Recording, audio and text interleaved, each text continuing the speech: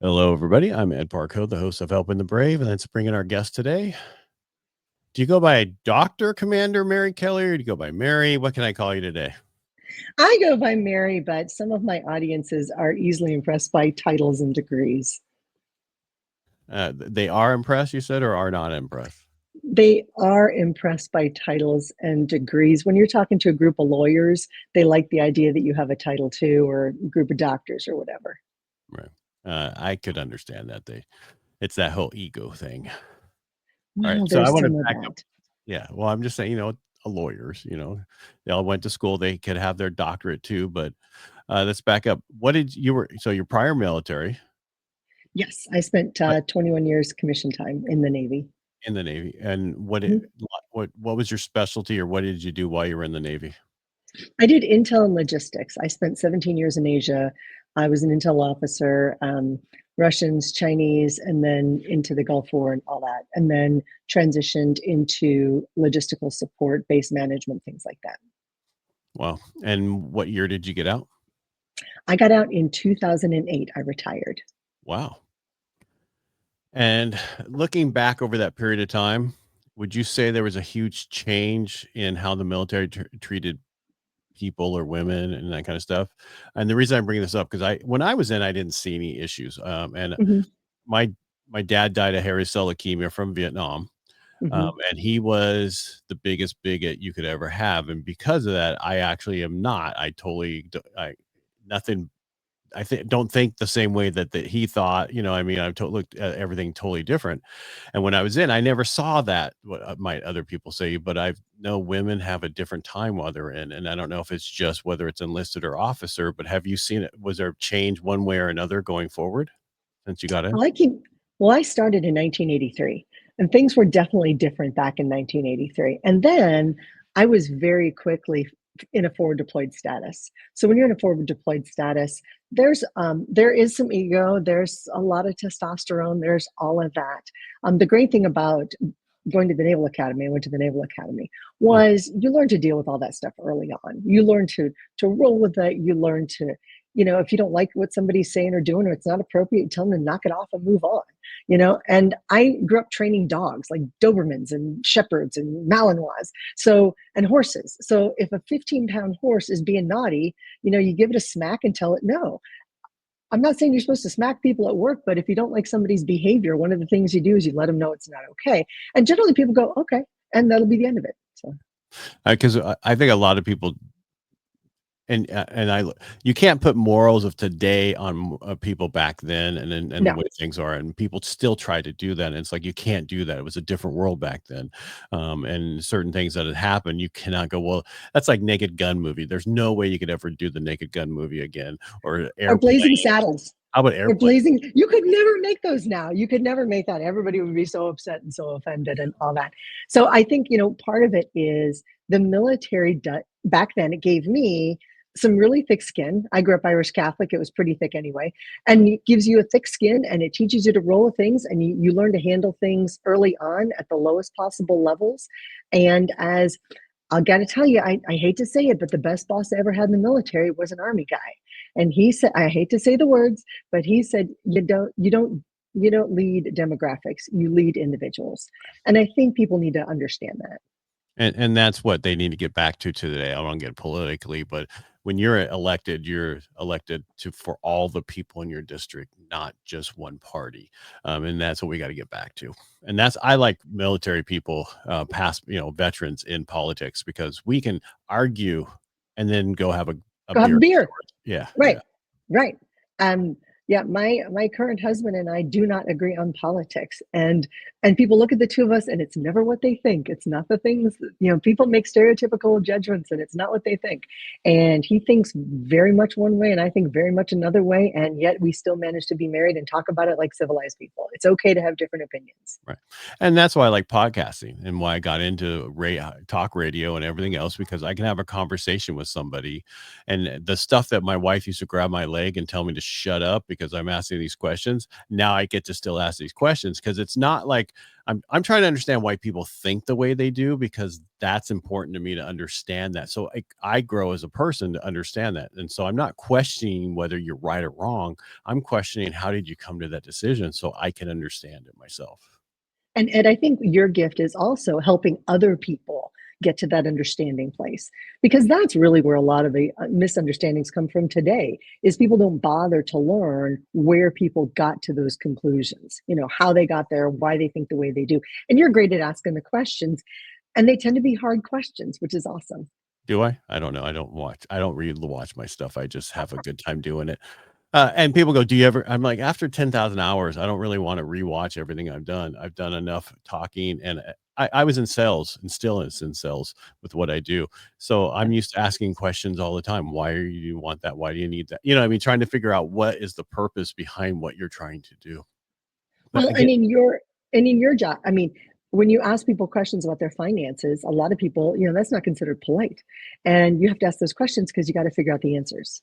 yeah, I tell people I know more about them than their priest, their doctor, their attorney, and everybody else all put together.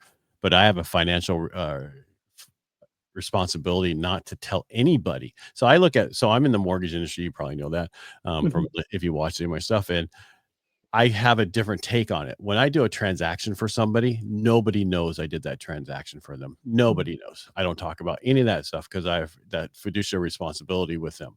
Where a lot of other ones will say that, well, I expect them to tell other people I have. It's not for me to give that information out because I'm here to protect them with what I know.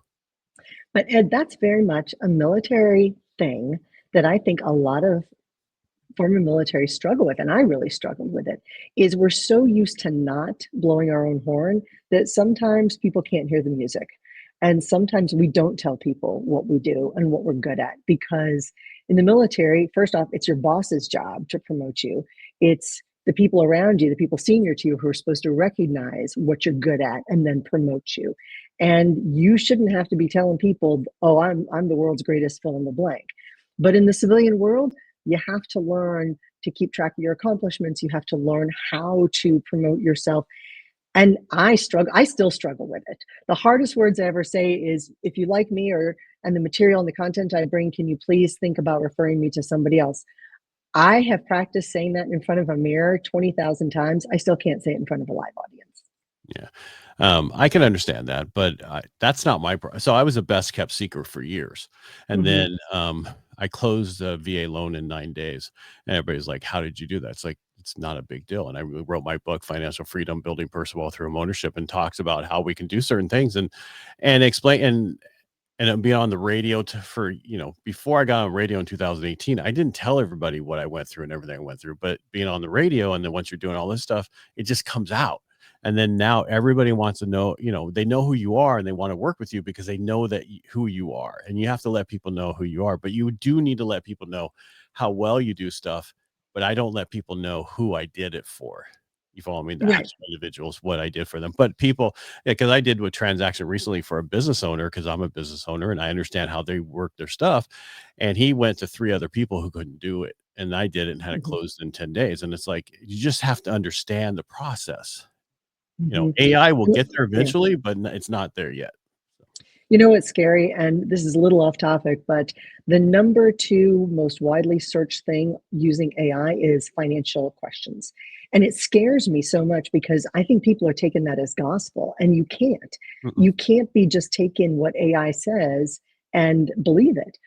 A friend of mine who's a teacher asked AI to create a first grade math quiz for her, and all the answers were wrong. And then this is what you're trusting with your finances. Now, I love AI and I love where we're going with it, and I think it's got a lot of uses.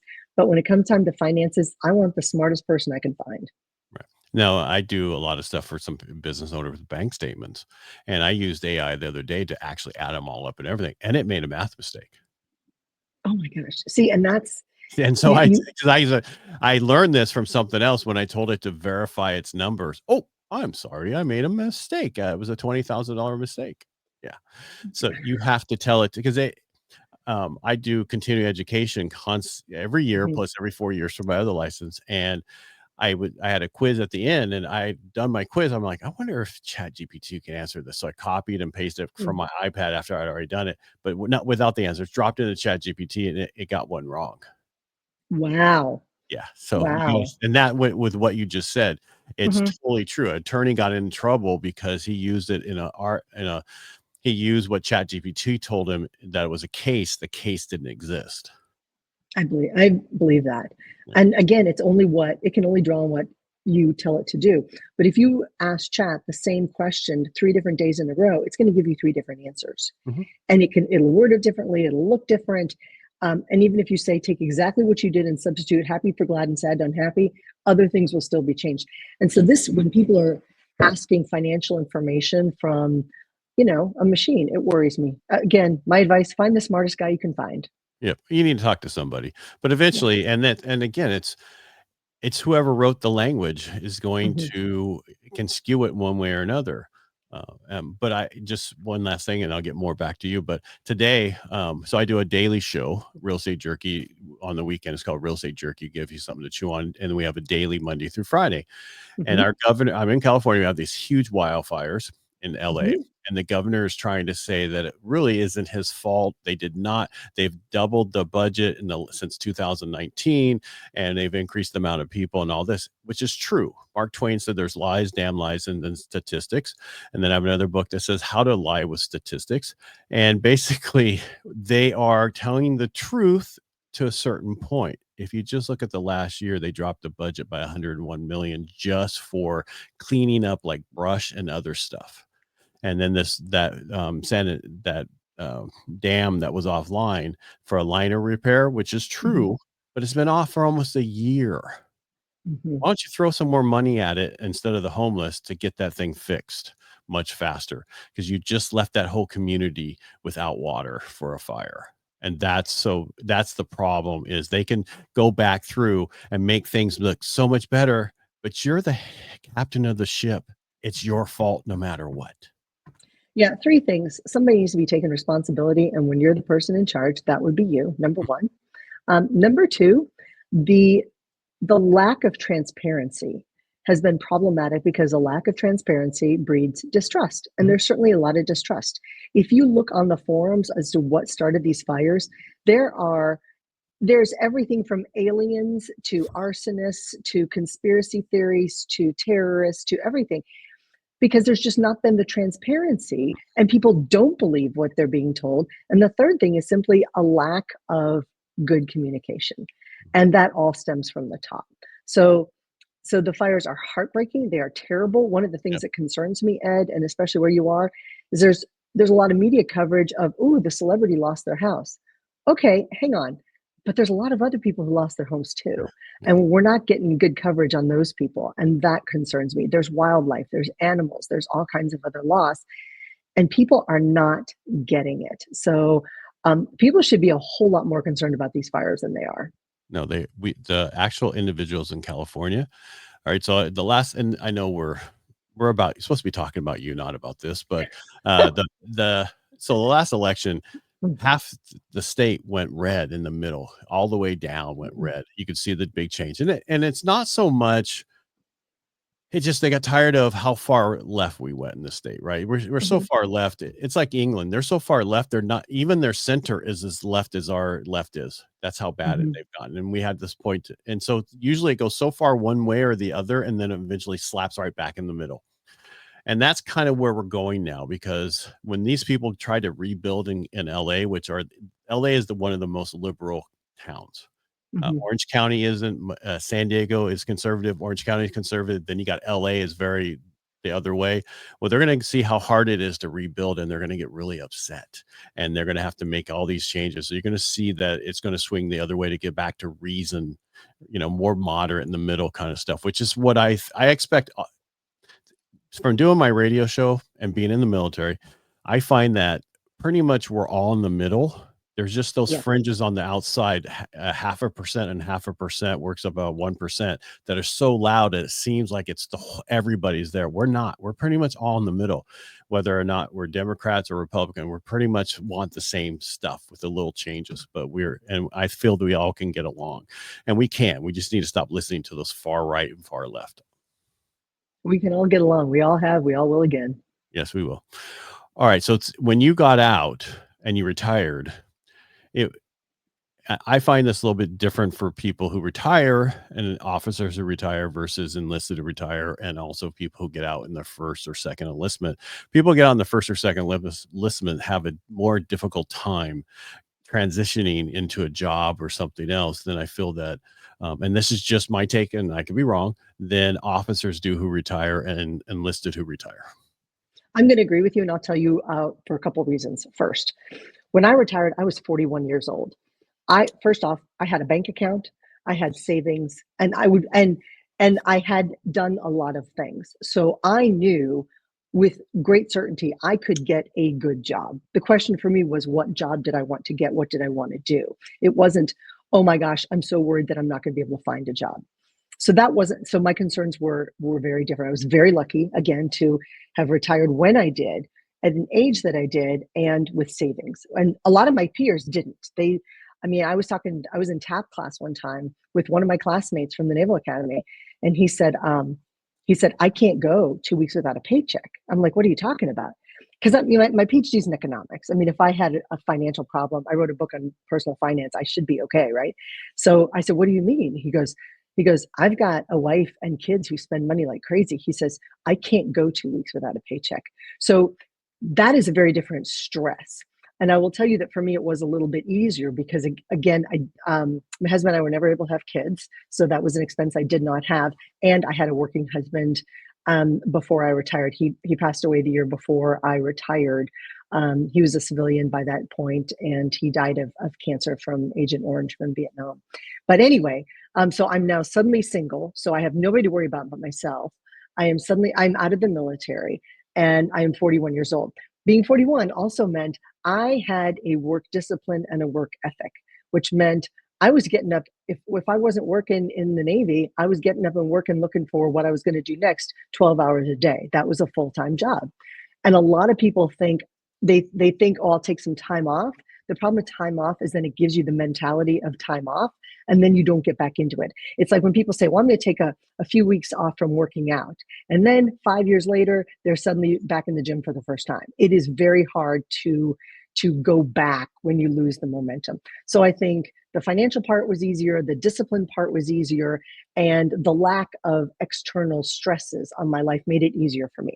So because of that, I was going to get a job in DC. I had great offers, and instead I started a business. And I started a leadership consulting and development business. And the thing that helped me the most there was I was just stupid, Ed. I was just dumb. I understood finance. I had grown up in a small business. I knew it was tough, but I didn't know what the roadblocks were. I wasn't smart enough to know all those things. I mean, I read all the books and I was like, okay, all right, that doesn't seem that hard. That doesn't seem that hard. Because after you've done what a lot of us have done, it's not that hard. It's just not. And then every time somebody goes, oh, it's really hard to start a business. No, what's really hard is to deploy for 10 months at a time in the sandbox. What's really hard is to go weeks without communication from the people you care about. That stuff is hard. Starting a business, okay, the worst that can happen, you fail. Okay, if you fail, you're going to turn around and get something else. If you fail, you can always go get a job. You can always do something. But the issue I had in the transition, I know, was very different from what a lot of people's experience was. And I do think the folks getting out at first and second term, those are the people I'm concerned about now. Yeah, and so am I. And I don't. When you got out, did you go for any VA disability at all? No, Have you ever went back for VA disability at all? I did. Okay, and this is a personal question. I have a reason I'm Hmm. getting there. Yeah. What rating are you at? It's Percent, under, 20%, or are it's, you? it's 30. Okay, and the reason Yeah. I bring this up Yeah. is fought the when I got out, they gave me 10%, and then during the 90s, I tried to go back, and they ignored you, and they don't, you know what I Hmm. mean? and it's totally in the last 5 years that things have majorly changed, which I just found this out because I interview a lot of people. Hmm. Interviewed a Ranger Johnson a while back, and that's what he does. He helped and his plan wasn't to help other vets. He took him 19 years to get a 100% rating.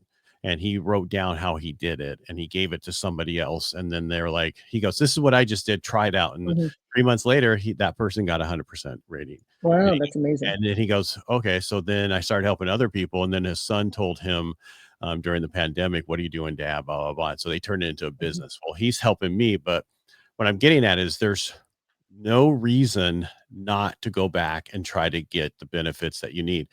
The easiest way to increase your income is to get your disability from the VA, and you deserve it. Where a lot of people think, well, I just got the 10%, but I have all these other problems that they didn't tell me was Hmm. during that period of time. It doesn't matter. You can go back now for those other issues that you have that people don't know about. So I want my goal through this website, through helping the brave now going forward is to push for everybody to go back and get their benefits, because the difference between, you know, 30%, 60%, 80% to 100% is huge numbers. 90 to 100 is almost $1,300 a month. Everywhere else is Hmm. a few $100 difference.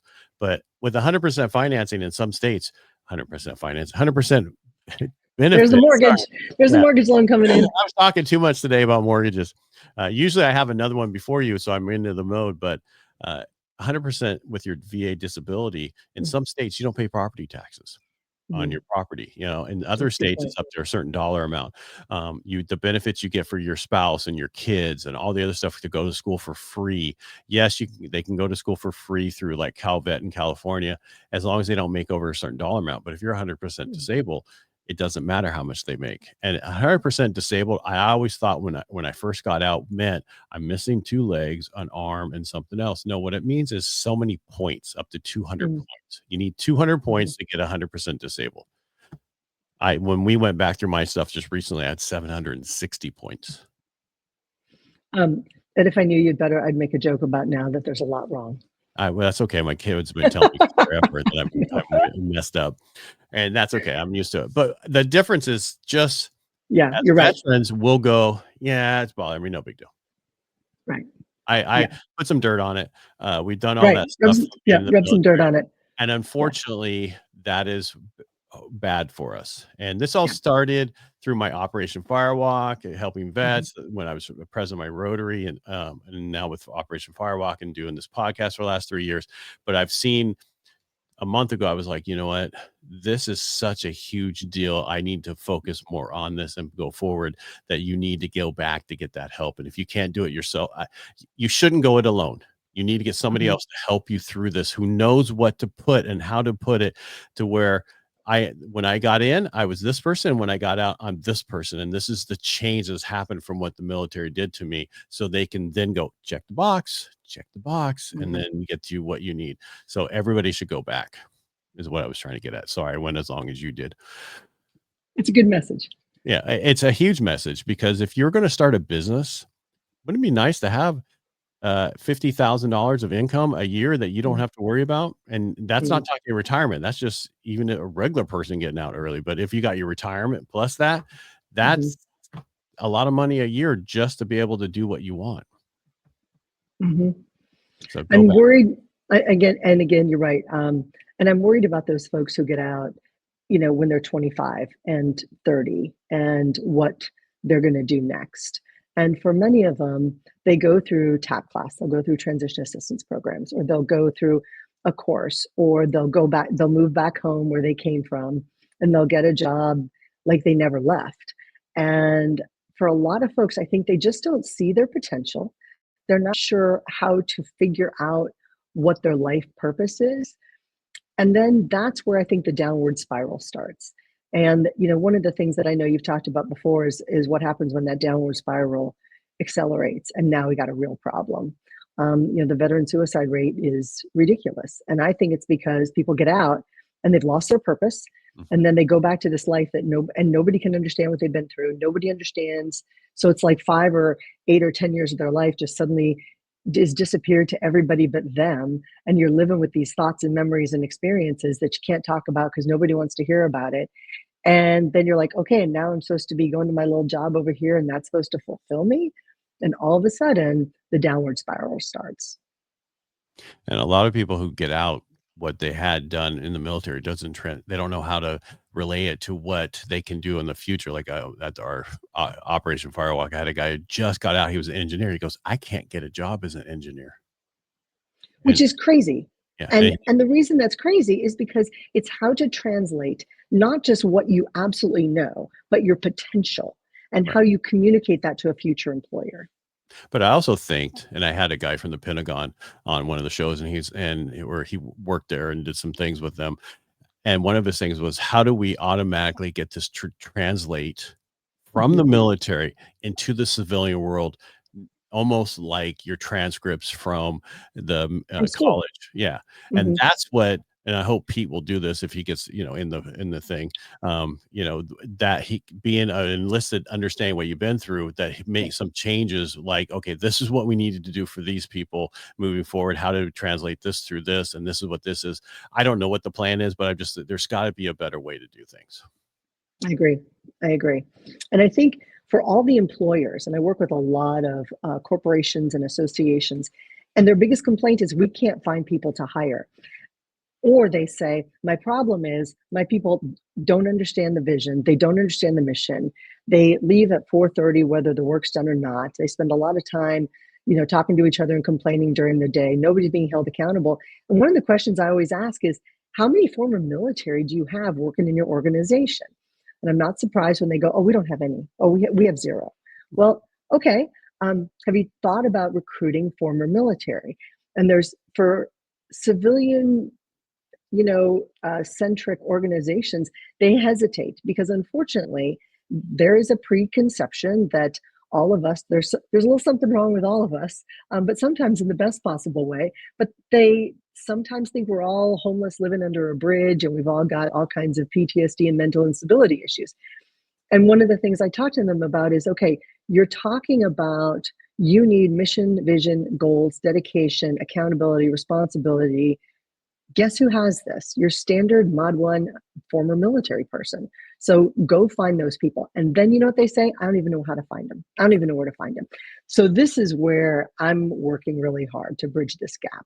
I want to help civilian organizations hire more military. And how do we do that? Because I see there's some different companies who have vet names in their company and hire and this and that. Do they really do good work? Are there those companies out there? I mean, because some of the companies like that in my industry, I wouldn't send my worst enemy to. Yeah. Sometimes it's just a platitude, and we all know that. Sometimes they try. I worked with one company who really tried. They they made a concerted effort, but the problem is they kind of had this idea that all former military folks were magical unicorn creatures with sprinkles and roses and rainbows, and they didn't do a very good job of screening these people. They hired some jerks, and not surprisingly, these people came in with this entitlement attitude. Both enlisted and officer came in with this entitlement minded attitude. They didn't really understand the business. They thought they were so special, they kind of didn't have to because they were treated with such kid gloves. And that's a case where it went, again, when the pendulum swings too far, it went so far the other way, it wound up being a problem. And now when somebody says, oh, you're coming to this organization, don't tell them you're military because people here don't like the military people who work here. So again, we also have to remember that when we show up, we're representing more than just ourselves. Right. And, and I understand that military people are more direct. Works Yeah. great in my industry. Yes, I've upset some people, but that's okay. I've learned who to work with, so that I don't do that again. Because there are some people who just, they want sugarcoat. I can't sugarcoat what I do. I have to tell you the way it is because this is how and so you understand what to do and move the process forward. Us military love that. Where am I lacking? What do I need to do to Mhm. improve? And tell me to get out of here so I can go do that and don't waste my time. Well, that's not Right, what a lot of people want. right, right. And so for some people, then they're threatened by that, Right. or they just don't like it, or they perceive it as being arrogant. And I don't think arrogance is really a military problem. What I find more of a problem is the lack of taking credit. That's what I actually see more of. I see military people giving all the credit to everybody else because that's what we're taught to do. and then they don't take credit for themselves, and then that person who's working for them, who they're always talking about how great, Sarah Beth or Joe Bob is, and then all of a sudden that person gets promoted above them because that's who the big bosses were hearing about. And maybe your boss wasn't doing their job in promoting you, but you were sure as heck doing your job promoting your people, sometimes to your detriment. Right. All right. So you, how did you get in this whole world? So you got your doctorate. When did you get your doctorate? When you were in, or when you got out? Yeah, I did. I kept going to school. If you take enough graduate classes, it eventually winds up being a degree. And so I just kept, and I felt really stupid in the military. I need to share that with you. I was around some of the smartest people ever, and I thought, I just got to get smarter. I don't know how to get smarter. I need to take classes. So I was constantly just taking a class, always a class, always a class. And eventually I got a PhD in economics. And economics for me makes the world make sense because if you follow the money, a lot of things make sense. Mhm. And then once I retired and I started talking about leadership development, and I could base that on things like profits and losses and numbers and data and things that a lot of people, frankly, as you know, people struggle with math. For a lot of people, math is hard. And when you can help them understand the economic forces to help them make better decisions for better strategies, for better results, all of a sudden you become a trusted advisor. And for me, I see the numbers. Yeah. If you understand what I mean, that. So, and Mhm. unfortunately, with that same seeing the numbers, that means I remember and see things I've ever seen, Mhm. whether I want to or not. Right. Yeah, So and I the, don't think the, people the brain understand is, that. Yeah, oh, I understand that.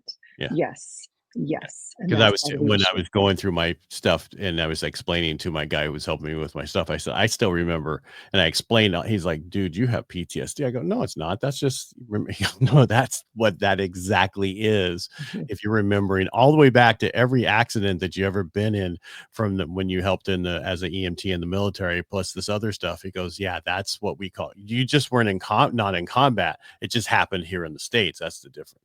Like, wow. Mhm. Mhm. But, it's just stuff that we got used to dealing with and moving forward on. And again, when you talk about where we don't promote ourselves, you're right, we don't. And that's the same thing with being in a business. When you own a business, you have to promote yourself. You have to do the social media stuff. You have to do videos. You have to do all this stuff that nobody wants to do. I do it well now because I had to be pushed into doing it. And now I just did Mhm. it. And people ask me why I went live so much. And it was like just to get good at it. I wanted to get to Mhm. a point where I didn't care anymore. And what I mean by not caring is I care about my content. I care about what I put out, but I don't care if I mess up. I don't care if I can't get the words out. It's fine. That's normal. Everybody runs into that, but people are afraid when that's going to happen. I love that you care about your hair. Yeah, if I had some, I would. So Right. Right. yeah, Exactly. You just don't have to care. no, You don't I have to well, care. I still got to cut the what's left of it. But my wife won't let me shave completely yet, so I do whatever she wants. So one of the things I like to tell our folks is you have more leadership ability than you think. You have more abilities than you think. It's a matter of refining what you have in a way that works for your purpose, your vision. You're so used to taking somebody else's mission and vision that it's helpful to have your own so that you know where you want to go. And let's face it, a lot of us in the military, we were just, I don't know about you, but in 21 years, I never had a choice as to where I wanted to go. I was just sent, sent, sent. Orders showed up and then I left. I was never asked. I never got to request anything. I just went. It was accidental. So the success was accidental, as were the mistakes. I mean, everything was just, it was an accidental career. In the military, outside of the military, you have to take control of your career. You have to plan things. Even if you don't know where to go, you have to start the planning process because otherwise you're going to wind up floundering. You have to pick a direction and you can always change directions, but just start someplace and go in a forward motion. I think the people, when they get out, they try to figure out what they're good at and what they want to Mhm. do. And I think that's the biggest challenge for most people. Yeah. Because Yep. even when I was doing this, and one of my past coaches was like talking to me about, it, he goes, I go, I don't even know what I do anymore. And he goes, you don't know what you, because he asked me, and I'm like, I have no idea. He goes, Ed, you tell people stories across multiple mediums. And I was like, Yep. wow, that's a good statement. That is exactly what I do. The other, and that's again, somebody else is easier to help you. That's why you need to get help from somebody to help you through this. And us vets, we try to go it alone and try not to get help. And I try to explain to people, well, if you were under fire, you would call for air support. So what's the difference?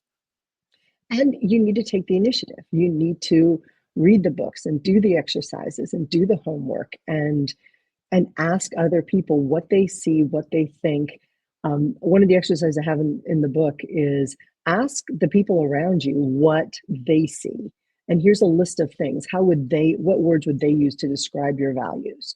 Because sometimes other people can see our stuff a whole lot clearer than we can see our own. Yeah, because I interview so many people, and I had one lady, I was, like, talking to her last time, and I was she was trying to find her perfect client. I was asking her questions during the whole thing, and we finally figured it out for her.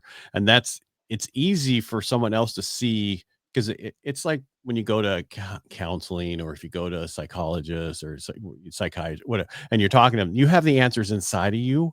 They're just helping you get them out. And that's Right. And sometimes we need guidance to do that. All of us do. This latest book that I was talking to you about, it's for young professionals. It's for the what book is that? 25. This is the book. It's called You Next. It's And brand it's new, never you 2025. next, okay. Shameless plug. Shameless plug. It's a On step by Amazon, step I guide assume? on Amazon. You Next, Mary Kelly. It's on Amazon, and it's a $1.99 Kindle. You don't need a Kindle to read it if that's it. If you're military and you go, I need this book, but I need it in paperback, just send me an email. I'll send it to you. I'm happy to do that. But it's You Next, and it is for the 20 to 22-year olds to 40-year olds who are trying to figure out, what am I good at? What's my mission? What's my vision? Where do I want to go? How do I get promoted? How do I promote myself in the civilian world? How do I network better? How do I reach out to people? How do I show value? How do I step it up? How do I become invaluable in my new civilian workplace? What other books have you written? I've written 20. So Oh, you we can, don't do yeah, much. uh, um, I figured this out when I was on active duty. The Navy had asked me to author some work for the leadership department at the Naval Academy, and that kind of started it.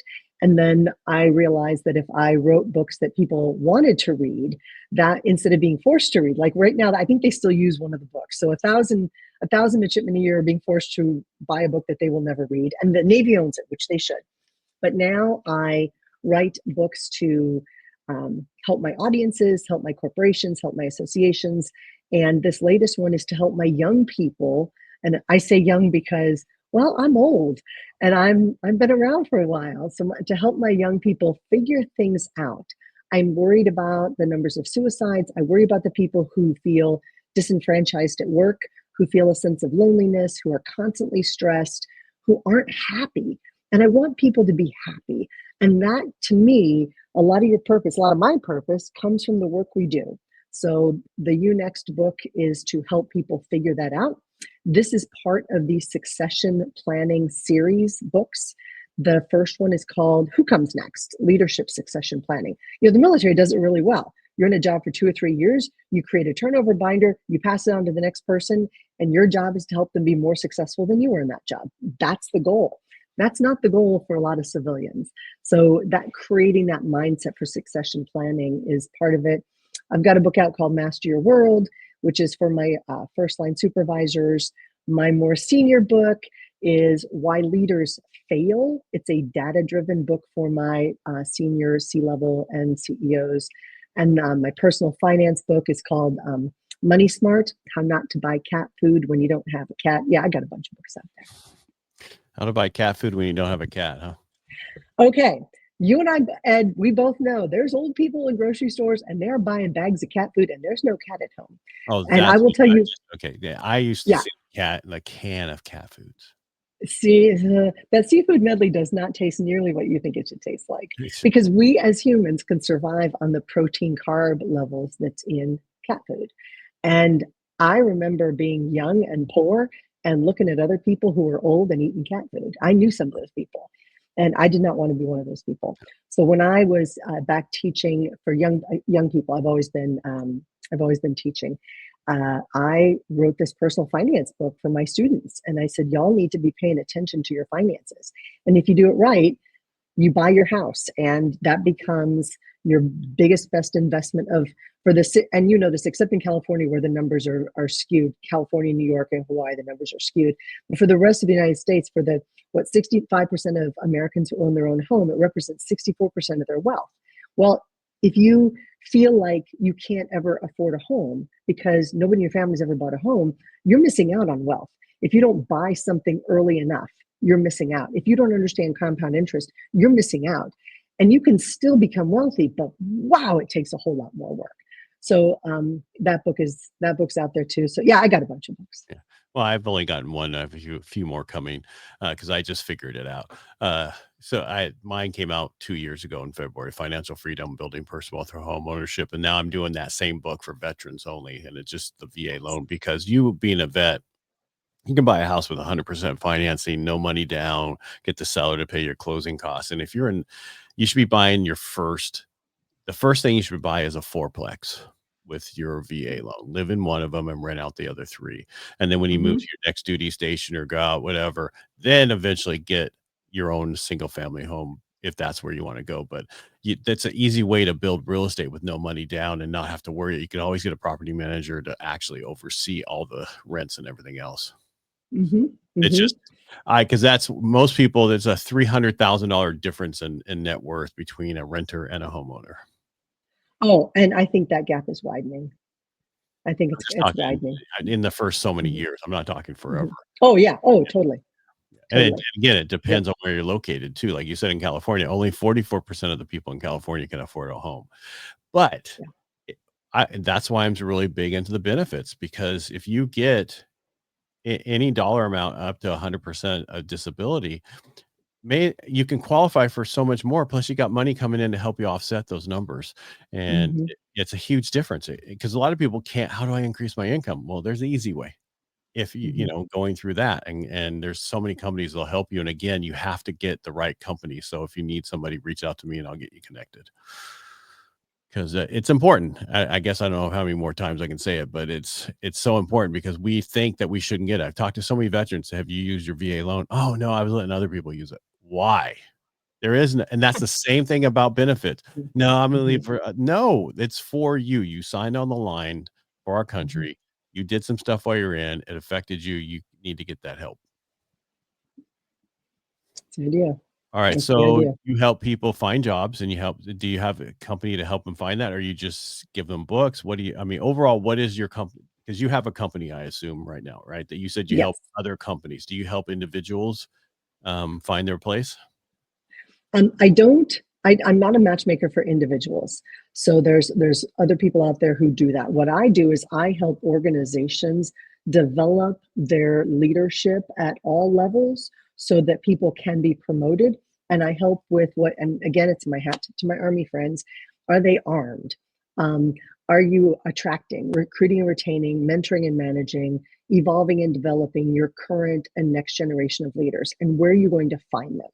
So for a while, a buddy of mine had built a company that was acting as a matchmaker, and it was all online and it was doing really well. And then he got discouraged because people weren't using it, and he went on to do something else. So now what I do is I work directly with the organizations to develop their leadership programs. And part of that leadership development program are the veterans affinity groups and the other affinity groups to promote. I want veterans promoting each other. I want veterans watching out for other veterans. I want people, looking, you can be wherever you are. Wherever you are, you're two steps ahead of somebody else. We sometimes forget that. And your job is to look behind you and see who's behind you and go, okay, I'm going to grab them and get them in front of me and give them that NASCAR bump draft and get them in front of me so that they can get that push forward. And sometimes we forget. Sometimes we aren't sure that we're ahead of somebody else. We're always two steps ahead of somebody else, and we can always help somebody else. Right. And that's the same Yeah, with when you're doing business or a lot of stuff that you just have to know, be one step ahead of your customers, whether you're trying to do stuff for people. And if you're going to that's do right. something, just get started and then get good. And a lot That's of right. us want perfect. You're not going to be perfect. It's going to change over time. Just get started, get moving on it. If somebody's listening to this and they want to figure out where their purpose is, do you know a good place for them to go? Yes, please. So the book You Next is a great place to start. I have a bunch of other free resources. It's at Productive Leaders. That's my company, Productive Leaders, because who wants an unproductive leader? Productiveleaders.com/podcast. And if they go there, they're going to find all kinds of free resources to figure out. I've got your personal strategic plan on there. I've got a 12-month planner so that you can move forward with purpose and planning. Sometimes we forget that we need structure, we need forms, we need checklists, and all that's there. There's also things there to help with writing a resume for veterans. There's also an entire productiveleaders.com/free section that's just even more free resources. So /podcast/free, tons and tons of free resources. All right. Are you on LinkedIn? I'm on LinkedIn. It's Dr. Mary Kelly. Yeah, the way if somebody wants to connect with you, they can find you on LinkedIn. Is that Dr. the Mary best place Kelly. for you? Is that the best place? That would be great. All right. All right. Thanks for coming on the show today. I really appreciate you being here. I could talk to you for another hour, but I can't. Maybe another time, Ed. That would be great. That would be Yeah, great. and maybe we'll just stick to you this time instead of what we got on. No, that was fun. Yeah. Anything else you want to add before we go? Wherever you are on your journey, I'm cheering for you. That's it. I don't know you. It's okay. I'm cheering for you. I want us all to that rising tide does lift all boats. And there's a lot of people out there who are cheering for you and you don't even know who they are. Right. And you being a veteran, you need to help other veterans and help us all. The one positive thing about today's world is we can connect, where before 20 years ago you couldn't, 10 years ago it was much harder. It's so much easier to stay connected now once you get out with your people. So stay connected with them. Again, Mary, thank you so much for coming on the show today. I really appreciate it. Thanks, Ed. I love your time. Thanks.